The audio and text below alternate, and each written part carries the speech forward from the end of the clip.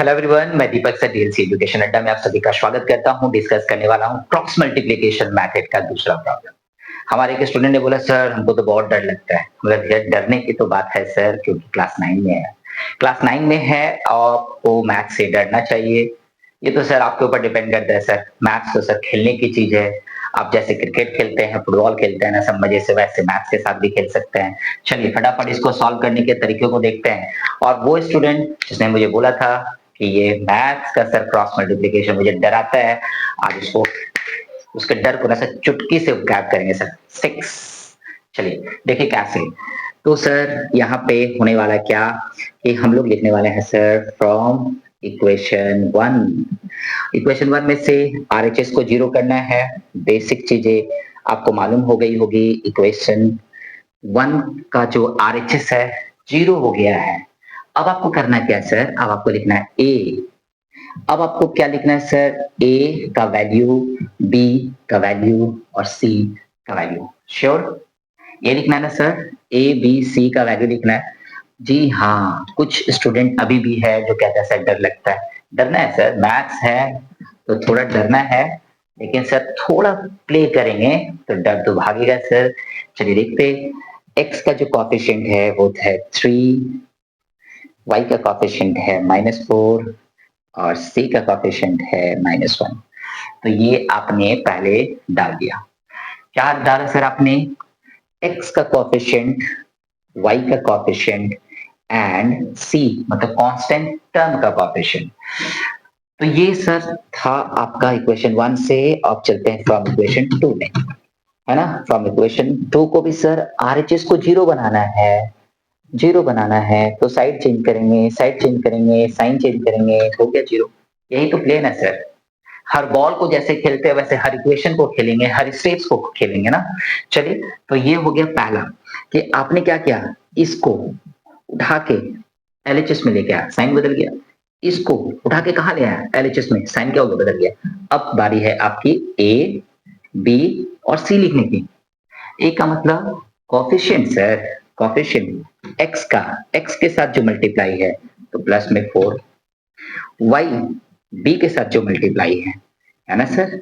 इसके बाद सी मतलब कांस्टेंट टर्म जिसमें कोई वेरिएबल नहीं है, कोई वेरिएबल नहीं है, -6। ठीक है ना सर। इक्वेशन 1 से निकाला इसलिए 1 1 1। इक्वेशन 2 से आपने निकाला था इसको, इसलिए 2 2 2। क्या इजी है ना सर। मैं बॉक्स कर रहा हूं, आप बॉक्स कर देंगे सर। मैं जगह बचाने के लिए ये साइड में लिखा हूं, है ना। ये बॉक्स ना सर इक्वेशन 2 के सर नीचे डालिएगा, और ये बॉक्स ना सर इक्वेशन 2 के नीचे डालिएगा। ठीक है, ये हो गया। अभी आपको यहाँ पे समझ में नहीं आया तो एक बार रिवीजन कराता हूँ सर। देखिए क्या होता है कि इक्वेशन 1 जो दिया हुआ रहता है ना, इक्वेशन 1 का आरएचएस सर आपको जीरो करना है, तो इसलिए लिखते हैं फ्रॉम इक्वेशन 1 आरएचएस को जीरो बना दिया। अब क्या होता है ना सर, ए बी सी ढूंढना पड़ता है, ए बी सी ढूंढना पड़ता है, ए बी सी ढूंढना पड़ता है सर। क्या होता है सर, ए का मतलब एक्स का कॉफिशिएंट, बी मतलब वाई का कॉफिशिएंट और सी मतलब कांस्टेंट टर्म जिसमें कोई वेरिएबल नहीं है। तो वही मैंने ढूंढ के निकाला। एक्स के साथ जो गुना है ना सर, एक्स के साथ जो गुना है, जैसे देखिए ना आप ऐसे करके लिखे ना 3x, तो देखेंगे ना एक्स के बगल में जो है ना विथ साइन, वो उसका कॉफिशिएंट है सर। आप देखें ना वाई, वहां पे वाई दिख रहा है, देखिए वाई क्या लिखा है, -4y।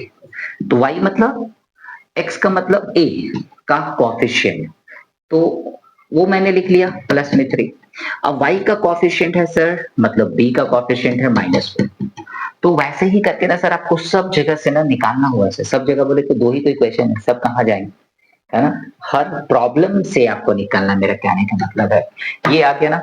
अब चलिए सर नेक्स्ट देखिए, x इज इक्वल टू, बोलिए बी सी सी, बी सी बी सी, है ना सर। इसके बाद आप क्या बोलते हैं, बी सी ए सी या ए सी या A B, A B A B. ये तो 1 है सर, जल्दबाजी में गलती होता है, आप भी करेंगे। चलिए फिर से देखिए, B C C A B, मैं ट्रिक की बात कर रहा था sir, B C C A B है ना sir, B C C A B, इतना लिख लिए। अब आपको करना क्या है, अब आपको यहाँ पे सर एक और चीज लिखनी है, पता है ना सर, क्या लिखनी है? लिखना है 1 2 2 1 DCCA AB, है ना? यही तो था फॉर्मूला, यही तो था ट्रिक, इतना ही तो याद करना है आपको, है ना? कहीं पे जाते जाते याद कर लीजिए, बैठे बैठे याद कर लीजिए, खाते खाते याद कर लीजिए, BCCA AB 1 2 2 1 और वैल्यू पुट कर दीजिए 1 2 2 1 1 2 2 1 पुट हो गया ना? चलिए इसका काम नहीं है सर, क्योंकि स्पेस का प्रॉब्लम है और इस प्रॉब्लम को भी हम लोग धीरे धीरे करके सॉल्व कर रहे हैं। चलिए हमको केवल ना सर B1, है ना, BC और फिर से BC, लेकिन इस बार सर 1 2 2 1 BC सॉल्व कीजिए, BC माइनस BC ही रहेगा सर। चलिए ये वैल्यू हमको लाना है सर बॉक्स से, तो चलिए लेके आते हैं। क्या आने वाला है सर? B1, तो क्वेश्चन 1 से लेंगे -4 इंटू C2 यानी कि -6 लेंगे, माइनस B2 कितना है सर? सो B2 आपका -3, और क्या है सर? B2 इसके बाद है आपके पास C1 कितना है सर? -1, आप ले लीजिए +24 माइनस माइनस माइनस प्लस -3 यानी कितना हो गया सर? 21, है ना सर? तो x के नीचे सर आपका आ गया ना 21, है ना सर? ये जो मैं सॉल्व करके दिखा रहा हूँ ना सर, ये आप कहीं भी सॉल्व करके दिखा दीजिए जहां पे आपको वैल्यू निकालना है, या पहले आप ये वैल्यू निकाल लीजिए तब आप फॉर्मूला लिखिएगा। इसके बाद क्या करना है? इसके बाद सर आपको दोबारा इसको भी मिटा देना है। तो BC तो याद कर लिए थे, दो चार बार याद करेंगे तो याद हो जाएगा। BC अब सर CA बोलेंगे, CA 1 2 2 1 और वैल्यू कर लेंगे पुट। तो चलिए पुट खोजते हैं। C1 का वैल्यू कहाँ है? C1 का वैल्यू ऊपर में दिखेगा -1 इंटू A2 का वैल्यू क्या दिखेगा? 4 दिखेगा, माइनस है बीच में, माइनस है। C2 का वैल्यू क्या है? C2 का वैल्यू -6 है, और A1 का वैल्यू क्या है? तो A1 का वैल्यू 3 है, ऐसे। सो -4 प्लस में 3 2 6 यानी कितना हो गया? आपका आ गया प्लस में 2। श्योर? देख रहे हैं +2 आ रहा है, ठीक है ना? ओके, कुछ मिस्टेक यदि हो गया तो दोबारा रिकॉर्ड करनी पड़ेगी। अभी तो मैं लिखने वाला हूँ यहाँ पे y अपॉन कुछ और। चलिए एक बार तो देखते हैं, BC CA AB, तो 1 2 2 1 C1 का वैल्यू कितना है सर? C1 का वैल्यू -1 है, ओके। A2 का वैल्यू कितना है सर? 4 है, ओके। माइनस C2 का वैल्यू कितना है? -6। A1 का वैल्यू कितना है? तो 3। तो 6 3 जा 18 ना होता है सर, यही तो गड़बड़ हो रहा था।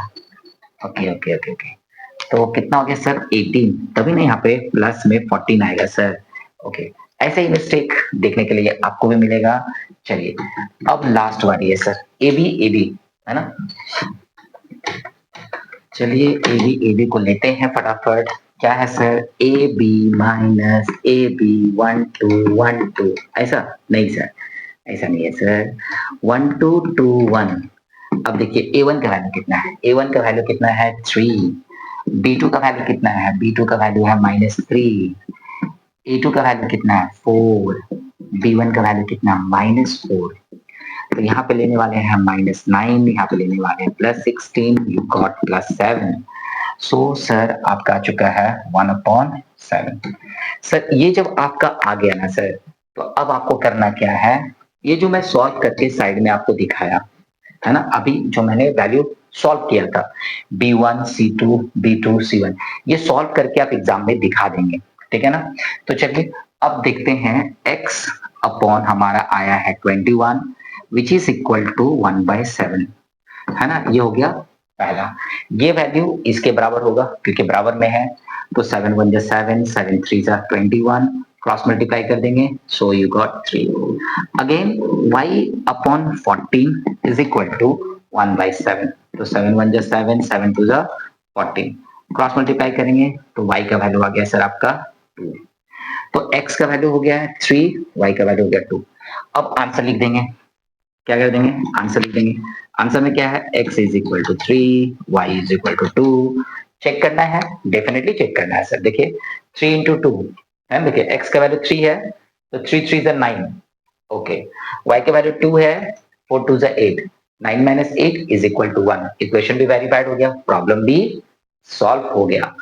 तो थोड़ा सा रिव्यू कर लेते हैं। प्रॉब्लम को जब आप सॉल्व करेंगे एग्जाम में, तो एग्जाम में आपको मार्क्स मिलना चाहिए, और एग्जाम में मार्क्स तब मिलेगा जब आप प्रॉपर तरीके से प्रेजेंटेशन करेंगे। मैंने सॉल्व करने के लिए प्रॉपरली आपको स्टेप बाय स्टेप दिखाया, कहाँ पे दिक्कत हो सकता है आपको, वो दिक्कत को मैंने सॉल्व किया। प्रॉपर स्टेप आपको दिखाना है। जैसे फ्रॉम इक्वेशन 1 लिखने के बाद अपना A1, B1, C1 की वैल्यू प्रॉपरली दिखाएंगे, तब जाके फ्रॉम इक्वेशन 2 लिखेंगे, और वो उसके बाद इक्वेशन 2 को लिखने के बाद भी आप प्रॉपरली A2, B2, C2 दिखाएंगे। डन। उसके बाद आप नीचे लिखेंगे cross multiplication method. By cross multiplication method x upon B1 C2 minus B2 C1। उसके बाद y upon C1 A2 minus C2 A1 is equal to क्या, 1 upon A1 B2 minus A2 B1। तो ये था आपका इधर का टर्म। अब आप क्या करेंगे, जो नीचे वाला जो है ना, जैसे मैंने इंडिविजुअली सॉल्व करके दिखाया था, आप ठीक इसके नीचे ही लाइन ड्रॉ कर लेंगे।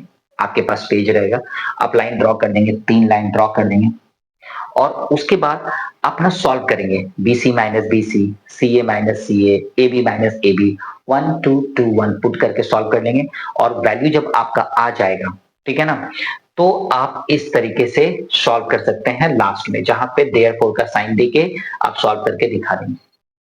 प्रेजेंटेशन सर अच्छा होना चाहिए, मार्क्स यदि आपको लेना है तो प्रेजेंटेशन अच्छा होना चाहिए। ठीक है, चलिए, डिस्कशन अच्छा लगा तो प्लीज लाइक एंड शेयर कर दीजिए। मिलते हैं नए वीडियो में। चैनल पे नए हैं तो प्लीज सब्सक्राइब कर लीजिए। Thank you, bye bye.